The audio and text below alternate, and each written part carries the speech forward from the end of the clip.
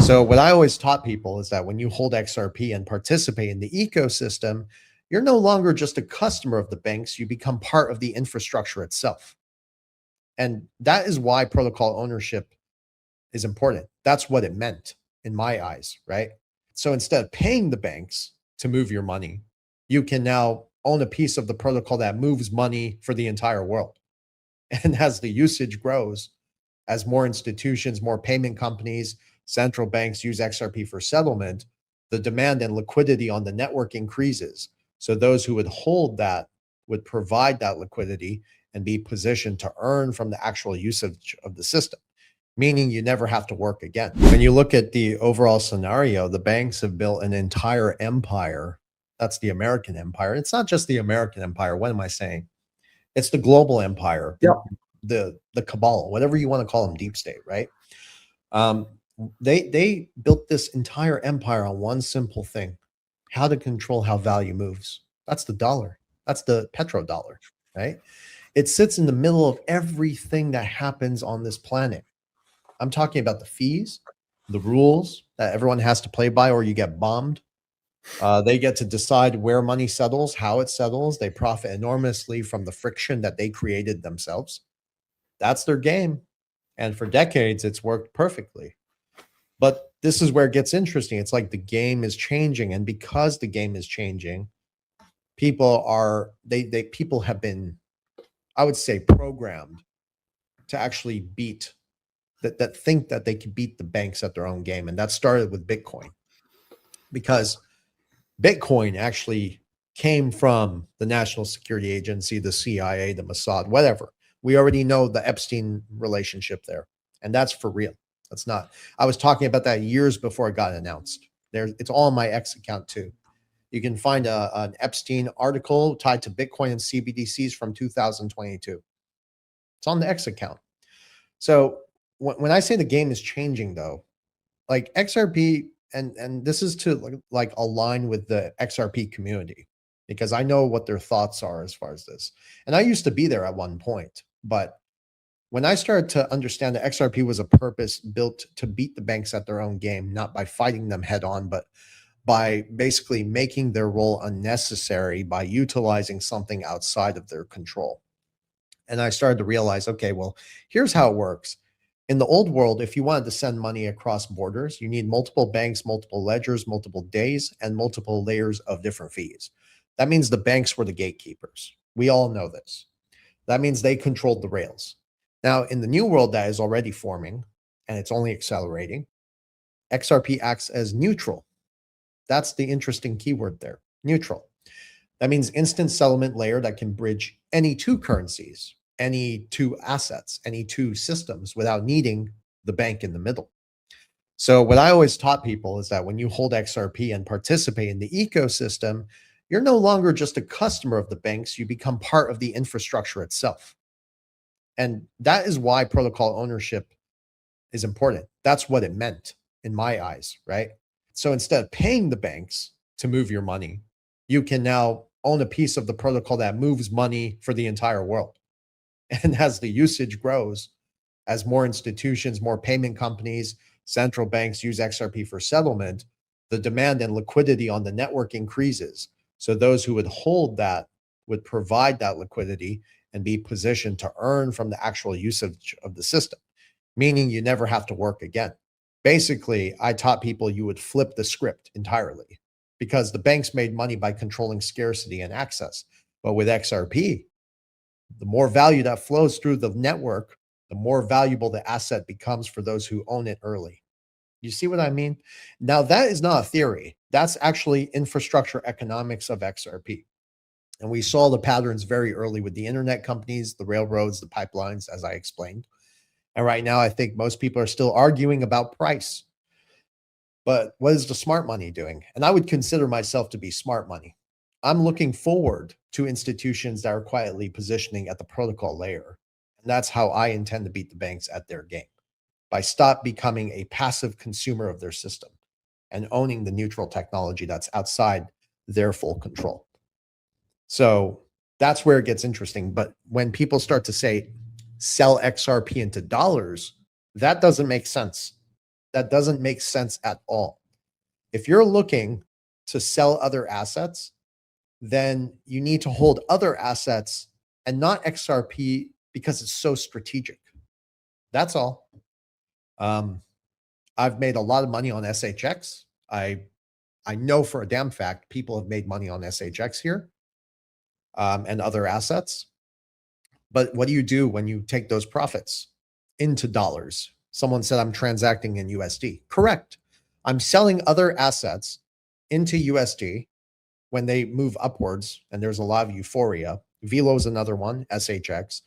But I take those profits and I quickly get into hard assets because the truth is everything I just said there, it's confirmed to a degree, but we truly don't know how this is going to play out. For all we know, this could be a Trojan horse as well. But I don't mean it in the sense like it's going to tank, like Bitcoin may tank one day.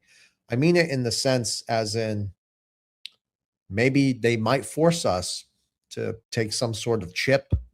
I mean, in 2023, there was an article from Ripple working with a company in Denmark to create a chip. Many people don't know this. Why isn't that getting talked about by the XRP community?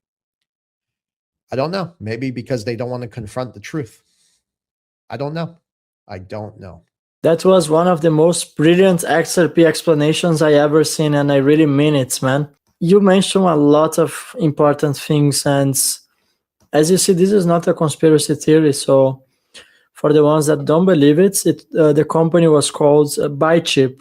So as you can see, Bichip microchip implant is now implementing Ripple payment systems in the products.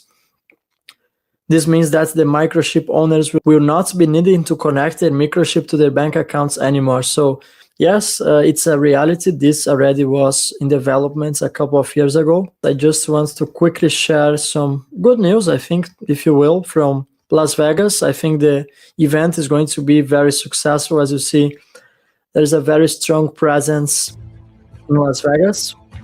Lots of Ripple advertisements.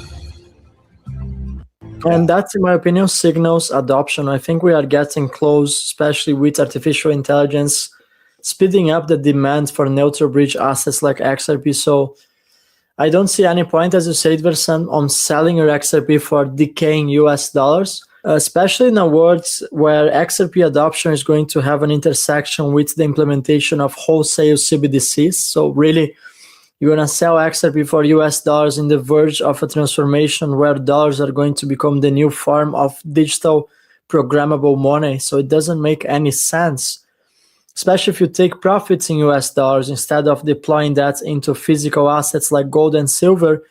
Congratulations, you are now subject of CBDC, central bank digital currencies, where your money can be seized and confiscated at a second in the glimpse of an eye. So it's not safe to hold dollars, not safe to hold stablecoins. Stick to the fundamentals, and this is not a financial advice, it's just based on years of research. Want to make some final thoughts, Versan? By the way, we didn't attend XRP Las Vegas. I was there last year. However, I'll be very honest, in the weeks that I was organizing my trip to Las Vegas, also I was supposed to go to the Paris Blockchain Week, is exactly when I got that stressful situation where I lost my YouTube channel. So that kind of disrupted my whole programming. So it was quite a challenge for me. So I decided to just pass. It's also extremely costly, you know, if I fly from Europe to the United States with the whole stuff, the hotels and stuff, I can easily spend like $10,000. And I prefer to invest that money. I learned this philosophy with Versan. So I instead have chosen to travel first for business here in Europe. I went, had some business to be in Lithuania. Then I ended up traveling in Europe, which is way cheaper than traveling all the way to America. So this is why I have not attended Las Vegas, but I wish the ones that are at Las Vegas to have a great time. There's a high chance if next year things are looking better for the crypto markets, I'm also going to be there. Yeah. You know, we got invited to speak there twice, and I think they just gave up on us. Yeah, we are at the conference announcement there, me and Versan, but we didn't make it. Yeah. I mean, listen, I was always planning to go to attend XRP Vegas. I wanted to attend this year for sure. But as many of you know, my wife gave birth. I mean, it would be just horrible for me to just leave, right? This is where I'm needed. My family needs me now. I'm happy to be here, and I love being a father. It's a beautiful thing. It's a different kind of love, anyways. But also, I think it really served in my interest because, given what's happening around the world and things we talk about here, it felt like it felt like the timing couldn't be better to take all that capital I've been putting aside for Vegas, and I was able to invest all of it, all of it. And I was going to spend close to like about $16,000, right? So all of that is going to just go into investments. It already has, and I think it's going to serve me better. I do want to make a few other quick statements before. I hope everyone has a great time in Vegas who is going.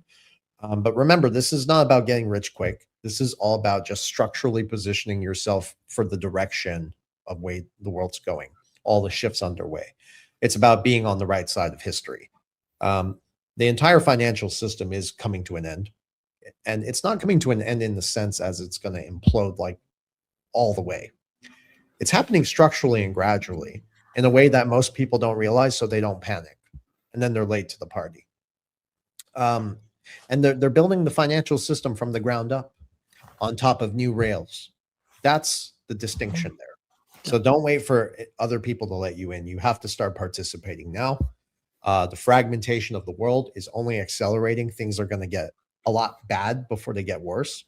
And just every new headline and crack that you see in the old system, all this BS from the mainstream outlets and even the more BS outlets on X now, this is all just creating more demand for exactly what XRP was built to do. And the final thing I'll say is I think by the end of this year, gold and silver are going to realistically test significantly higher numbers. And this is all tied to pretty much what I talked about earlier. We are going back to hard assets as the core base of the monetary system. The world is fighting for resources right now. And the math doesn't lie. If you look at the trillions and trillions in fiat currency that have been created out of thin air, and you look at global debt is growing faster than the economy can actually service it, and step away from all the illusions, the numbers are going to scream a massive revaluation of all hard assets across the board. And that's all tied to the death of the debt-based paper system. And that's just going to continuously lose purchasing power. So make sure you're positioned, do the right thing, own real assets, stock up on food and water. Things are going to get very expensive from here.